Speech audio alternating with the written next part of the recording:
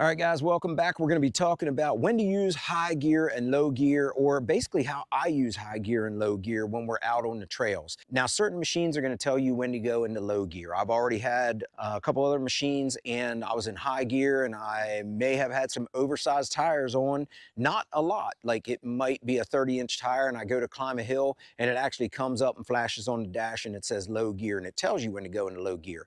Polarises, we've run Polarises for years in our rentals. We don't anymore. We currently run Can-Ams. But whenever we had those, low gear was very, very crucial, because if we tried climbing big steep hills in high gear, we'd smoke a belt.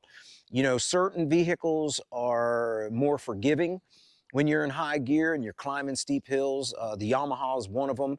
With the sprag clutch that it has, it's more forgiving. You can be in high gear and you can climb a lot of hills and it's not even gonna miss a beat. So what you want to do is, when you're cruising along, you're just on flat terrain, high gear is great. Now, if you're going to be climbing anything really steep, really hard, low gear, four-wheel drive, diff lock if you have it, you want that thing to be in mountain goat mode climbing those steep hills. And another thing too is if you're towing. A lot of times you'll be towing and maybe you got a wagon full of wood, or you got a camper on the back, or you're towing a mower. Low gear is always really good when you're towing. You don't want to go high gear when you're towing a lot, because that will definitely add wear and tear to your belt and it'll increase the heat and you'll actually end up burning that thing up, and then you got to get a new belt. Whenever you're cruising high gear, now I've heard some people say anything under 15 miles an hour, you want to be in low gear. Which, you can do that if you're on a trail system and it is just crazy, gnarly, rocky. Low gear is great. You can just creepy crawl along in low gear and that's fine.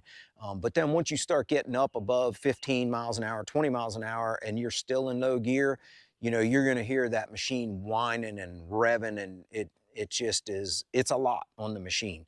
So typically when you get up above 15, 20 miles an hour, you definitely want to be in high gear. You don't want to be running low gear and maxed out and having that thing banging off the rev limiter and, G'ing out. You don't want that. So high gear is great until you get to steep hills, or you're towing something, or rocky off-camber terrain and you need four-wheel drive, low, diff lock.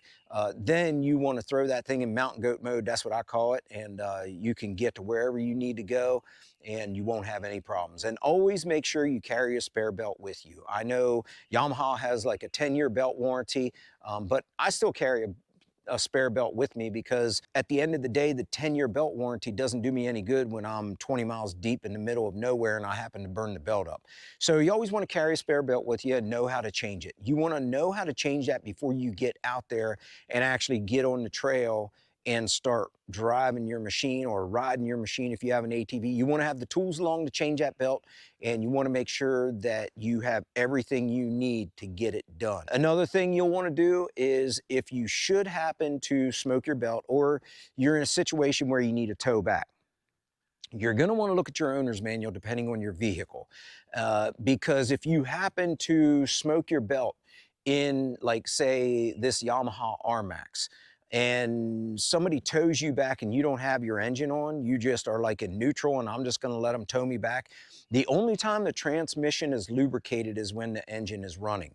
So if you have somebody tow you over 10 miles an hour for a long distance, you're going to end up doing damage to the transmission. So check your owner's manual for your specific machine and see if you do happen to get towed back.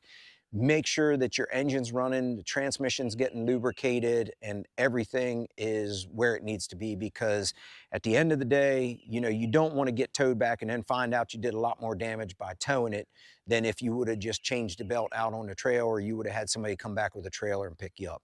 There you go, guys. I hope that helps you out. Hit me up if you have any more questions. We'll see you. Take care. Have a good one.